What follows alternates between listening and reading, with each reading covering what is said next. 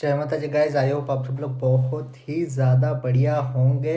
So welcome to the new video. और जो भी भाई इस चैनल पे नया है, पहले लाइक एंड सब्सक्राइब ज़रूर कर दीजिए ताकि आपको जल्दी से जल्दी डेली अपडेट्स मिले। और भाई आज का जो टॉपिक होगा ना, वो थोड़ा सा इम्पोर्टेंट होगा, जिसके अंदर हम लोग कवर करेंगे कि भाई अभी हाल फिलहाल क्या सिचुएशन चल रही है। प्राइस थोड़ा बहुत बढ़ चुका है हर चीज़ों में, उसके ऊपर गवर्नमेंट का क्या डिसीजंस हैं, उसके बाद के वर्क परमिट्स का क्या है।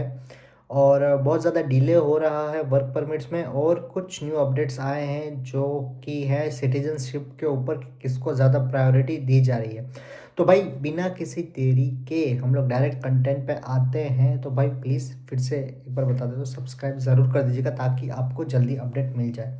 तो भाई पहले कुछ जो छोटी मोटी न्यूज़ है उससे स्टार्ट करते हैं। तो भाई कि जैसे कि आपको पता है कि इस साल सबसे ज़्यादा महंगे, मतलब कि 20% से ज़्यादा इंक्रीज़ हुआ है सारी चीज़ों के अंदर। टैक्सेशन में भी हुआ है, एज वेल एज जो फूड आइटम्स होती है उसमें भी इंक्रीज़ हुआ है, जिसके कारण इन्होंने बॉयकॉट कर दिया गया है रिटेल स्टोर्स को। बॉयकॉट का मतलब ये है कि भाई लोगों ने जाना बंद कर दिया गया है। मतलब कि फ्रूट्स वेजिटेबल्स जो बेसिक नीड्स होती है ना, ठीक है, ग्रोसरी की, उसका प्राइस हाइक कर दिया है। तो भाई ऐसे भी इतनी ज़्यादा महंगाई है, ऊपर से भाई इतना ज़्यादा महंगा हो गया। आप सोचिए हर चीज़ के ऊपर 2 से 3 यूरो अगर बढ़ जाएंगे तो आप भाई पीछे कमाओगे क्या। जो आपका बेसिक 60 से 70 यूरो का खर्चा होता है भाई, मतलब कि हम एशियन की बात कर रहा हूँ, बाकी जो दूसरे होते हैं नेपाली होते हैं तो भाई उनका थोड़ा ज़्यादा होता है, उनका 150 100 से ऊपर खर्चा हो जाता है। तो भाई डायरेक्ट उनका 200 250 यूरो तो ऐसे उड़ जाएगा।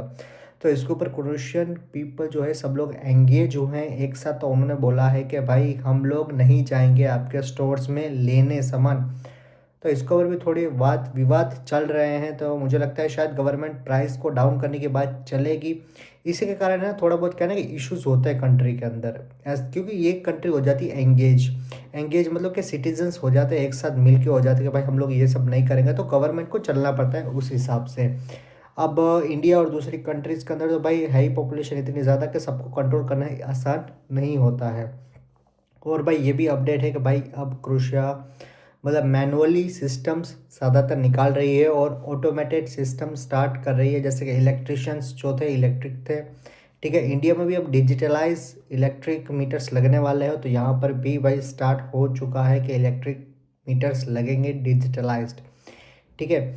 तो भाई ये था मेन। और भाई अब मेन तो आ जाते हैं वर्क परमिट के ऊपर। भाई लोगों के वर्क परमिट डिले हो रहे हैं, तो उनका मेन कारण क्या है। तो भाई देखो, मेन कारण तो अगर मैं आपको बता दूं तो मेन कारण है कि भाई अभी इन मतलब कि फॉरेन वर्कर्स के ऊपर मतलब है नज़र है, लेकिन हाल फिलहाल इन्होंने ना साउथ अमेरिका के ऊपर ज़्यादा से ज़्यादा दारोमदार दिखाने की, मतलब कि इन्होंने दिखाया कि अर्जेंटीना को बहुत ज़्यादा प्रायोरिटी दे रहे हैं। अर्जेंटीना को इन्होंने लास्ट ईयर 1100 से भी ज़्यादा लोगों को सिटीजनशिप दी थी। इस बार भी ये लोग ज़्यादा से ज़्यादा उनको सिटीजनशिप दे रहे हैं। उनको ज़्यादा प्रायोरिटी दी जा रही है। जो लास्ट 2 ईयर से हमारे एशियन कंट्री को ज़्यादा से ज़्यादा प्रायोरिटी दी जा रही थी, जिनको टारगेट वो थे, लेकिन इस बार इनका टारगेट है कि भाई के हर साइड से साउथ अमेरिका हो गया और जो भी आसपास के बोलिविया हो गया, इन सबको ज़्यादा प्रायोरिटी दी जा रही है। क्योंकि एक ही मतलब कि कॉन्टिनेंट के ज़्यादा लोगों को ये लोग अपने कंट्री में नहीं रखना चाहते। बहुत ऑब्वियस सी बात है, इनका ये नहीं चाहते कि डोमिनेशन हो जाए लोगों का। तो इसलिए लिमिटेशन दे दी गई है। इसलिए इन लोगों ने लास्ट ईयर भी न्यू एम्बेसी खोली थी पेरू के अंदर। उसके बाद इन्होंने अब न्यू एम्बेसी खोली है अर्जेंटीना में, ताकि उस कंट्री के सिटीजन्स भी यहाँ पर आए। ऐसा नहीं कि सिर्फ एशियंस लोग या तो फिर गल्फ़ के जो लोग होते हैं वो लोग यहाँ पर आए। इनका मेन प्रायोरिटी ये भी है कि भाई कि हमारे यहाँ पर different different kinds of people आते हैं। क्योंकि यहाँ के जो एज मतलब कि टीन एज से जो एडल्ट हो गए होते हैं ना, वो चले जाते हैं दूसरी कंट्री में। आसपास की जितनी भी शेनिगेन कंट्रीज़ हैं, अर्जेंटीना हो गई, क्या सॉरी अर्जेंटीना क्या, जर्मनी हो गई, ठीक है, लग्जमबर्ग हो गया, स्वीडन हो गया, तो इन सब कंट्रीज़ में वो लोग मूव हो जाते हैं। क्योंकि क्रोशियन पासपोर्ट अभी स्ट्रॉन्ग हो गया है एज़ कम्पेयर हम लोग जब देखते थे कि ये शेनिगन में नहीं आता था। तो अब भाई ये टॉप 3 टूरिस्ट कंट्री में भी आता है, उसके साथ साथ इसके पास जीडीपी भी अच्छा है। तो सारी चीज़ों के कारण है ना, इसका भी ना पासपोर्ट भी अब स्ट्रॉन्ग हो चुका है, तो भाई ये भी बहुत ज़्यादा बेनिफिट देता है। वर्क परमिट इसीलिए डिले हो रहे हैं, जो भाई नवंबर में जिसने सबमिट किया था, अभी मेन तो भाई नवंबर वालों का आ रहा है, क्योंकि नवंबर और दिसंबर में ज़्यादातर सबमिशन हुए हैं। जनवरी में मतलब स्टार्ट हुआ है, ऐसा नहीं है कि जनवरी वालों ने नहीं किया, लेकिन स्टार्ट तो हुआ था, ठीक है। लेकिन जनवरी में क्या है ना कि हॉलीडेज़ थोड़ी ज़्यादा थी, हॉलीडेज़ थोड़ी ज़्यादा थी, इसलिए एम्बेसी भी थोड़ी ज़्यादा बंद थी, तो इतनी ज़्यादा दिक्कतें नहीं आई थी।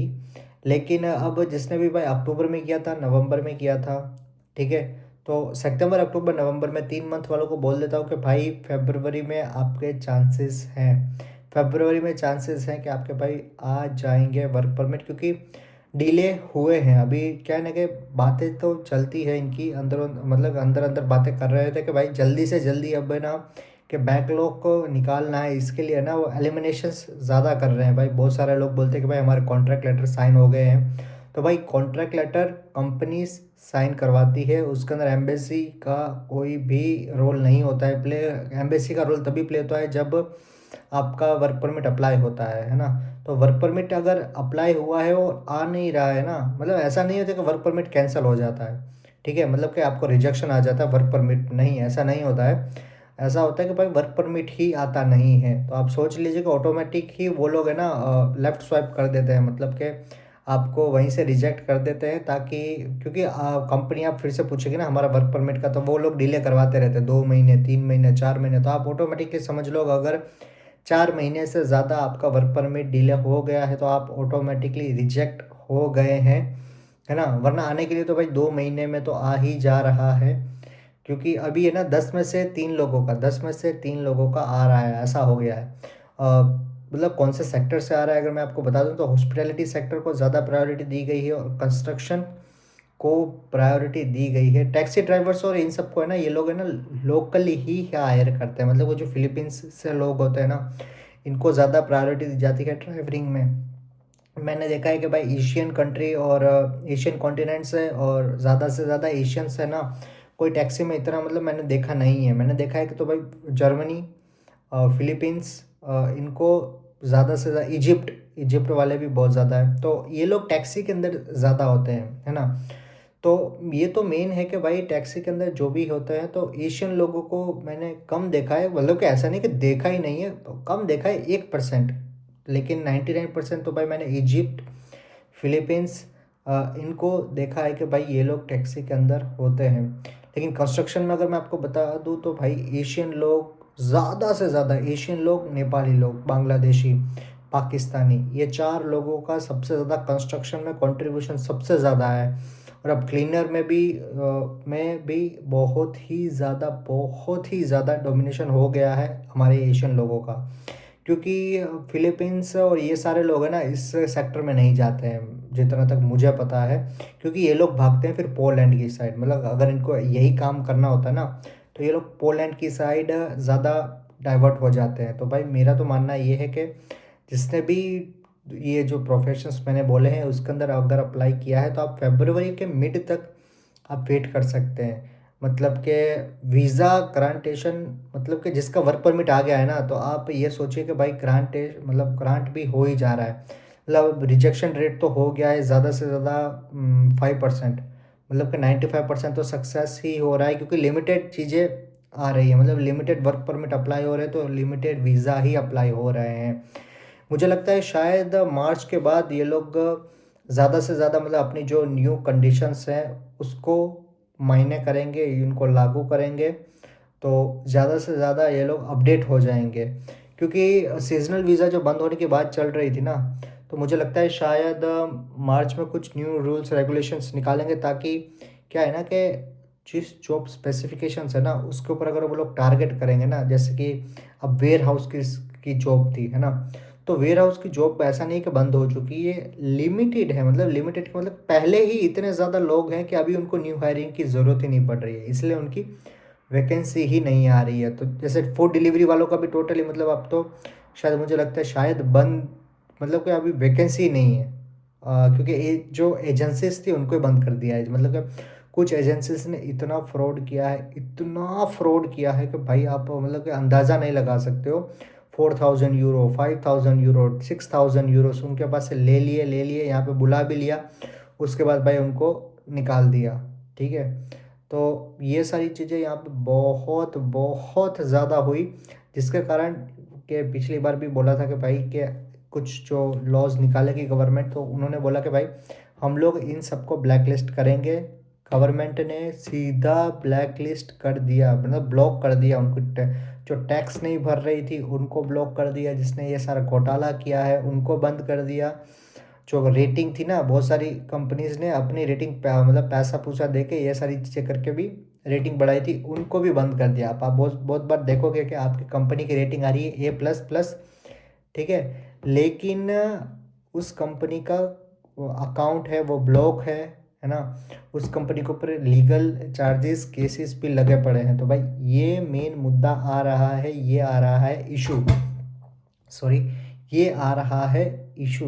तो भाई जो भी अब कंपनीज है ना, वो भाई उनकी तो हालत टाइट कर दी है, मतलब कि हालत उनकी बहुत ही ज़्यादा ख़राब कर दी है। उन्होंने बोला कि आपने ये सारे घोटाले किए हुए हैं, आपके कारण यहाँ पे इतने ज़्यादा अनएम्प्लॉयमेंट बढ़ा है, क्रिटिज़म बढ़ा है। भाई ये सारी चीज़ें होती है ना, तो कंट्री की इमेज है ना वो भी बहुत ज़्यादा ख़राब होती है। वो बहुत इलीगल इमिग्रेंट्स इसीलिए बढ़ गए थे क्योंकि यहाँ पे बुला लेते हैं, अपना TRC अप्लाई करवाते नहीं है, सिर्फ उनको यहाँ पे बिठाते हैं और खाना खिलाते हैं। तो भाई ये तो बहुत ज़्यादा प्रॉब्लम होती है ना, जब उनको मतलब कि फिर पकड़ती है पुलिस, तो कंट्री का नाम ख़राब होता है। क्योंकि यहाँ से तो फिर दूसरे कंट्री में वो लोग माइग्रेट हो जाते हैं ईजीली। आप ट्रेन में बैठ के भी माइग्रेट हो जाते हो, इतना कुछ है नहीं भाई, 1,000-1,200 किलोमीटर पे तो बड़ी कंट्री बदल जाती है। तो भाई ये तो मेन था। तो भाई मेरा तो बोलने का ये है कि आपने जिसने अक्टूबर, ठीक है, सितंबर, अक्टूबर, नवंबर, दिसंबर, जिसने अभी अप्लाई किया हुआ है, आप फेब्रुवरी मिड तक वेट कीजिए, 110% आपको मिलेगा। जिसका देखो भाई आने वाला है ना, मतलब कि अब ये सोचिए कि अगर लिमिटेड लोगों ने अप्लाई किया ना, कि ऐसा नहीं कि भाई 5 लोगों ने अगर एक साथ ही अप्लाई कर दिया है तो पाँचों पाँच का आएगा, नहीं, 5 में से 2 लोगों का आएगा, 3 लोगों का रिजेक्ट हो जाएगा। अब 3 लोगों का जिसका नहीं आ रहा है ना, ठीक है, 1 महीने या 2 महीने भी वेट कर लो आप, तो फिर भी नहीं आएगा आपका। ये है कि आपने जिसके साथ अप्लाई किया है उनका अगर आ गया है और आपका नहीं आया, तो आप खुद ब खुद समझ लीजिएगा कि भाई हमारा रिजेक्ट हो गया है, हमारा वीज़ा मतलब हमारा जो वर्क परमिट है वो नहीं आएगा। और जिसका भी भाई वर्क परमिट आ गया है ना, तो भाई ये गारंटी समझ ले कि आपका वीज़ा भी आ जाएगा। रिजेक्शन रेट 5% है, उसके अंदर भी 99% यही रीज़न है कि फेक वर्क परमिट है। उसके अलावा कोई भी रीज़न मुझे दिखा नहीं है, जितने भी मुझे मैसेजेस आए हैं उनका भी रीज़न मुझे यह नहीं आया है कि भाई हमारा फेक वर्क परमिट के अलावा कोई रीज़न आया हो। तो भाई थैंक यू सो मच भाई, और भी ऐसी लेटेस्ट अपडेट आती जाएगी। अगर कोई बड़ी न्यूज़, घातक न्यूज़ कुछ आती है, डेफिनेटली सबसे पहले आपको ही बताऊंगा। बाकी यार जो भी आ रहा है अभी, जो भी आएगा, थोड़े पैसे ज़्यादा लेके आइएगा, क्योंकि खर्चा अब थोड़ा सा बढ़ेगा। अभी मैं ग्रोसरी शॉपिंग करने हम लोग नहीं गए हैं, नेक्स्ट मंथ की 10 तारीख के बाद हम लोग जाएंगे, तो मैं आपको दिखाऊंगा कि भाई क्या रेट चल रहा है ग्रोसरीज का, और क्या सच में बॉयकॉट हुआ है नहीं हुआ है। लेकिन बात चल रही है तो ऑब्वियस सी बात है, हुआ ही होगा। ठीक है, बाकी चलिए फिर मिलते हैं एक न्यू वीडियो के साथ। जिसने अब तक सब्सक्राइब एंड लाइक नहीं किया है, please hit the subscribe button, like button, ताकि आपको सबसे पहले न्यूज़ मिले। बाकी एक और छोटी सी न्यूज़ कर देता हूँ कि भाई पुर्तगाल जिसको बोलते हैं, पोर्टुगल ने भी गोल्डन वीज़ाज़ के कुछ न्यू रूल्स रेगुलेशन सिटीजनशिप्स के भी बदलाए हैं। अगर आपको वो वीडियो चाहिए, मतलब आप चाहते हो मैं उसके ऊपर वीडियो बनाऊँ, तो प्लीज़ कमेंट सेक्शन में बताइएगा, ताकि मैं दूसरे भी यूरोप्स की कंट्री को कवर करूँ। और कौन से यूरोप की कंट्री मुझे कवर करनी चाहिए, आप वो भी मुझे डिस्क्रिप्शन में ज़रूर बता दीजिएगा, कमेंट सेक्शन में बता दीजिएगा। बाकी यार ठीक है, फिर बाय, गुड नाइट। नाइट में शूट कर रहा हूँ, बाकी मिलते हैं फिर एक न्यू वीडियो के साथ। चलिए, जय माता जी, बाय, टेक केयर।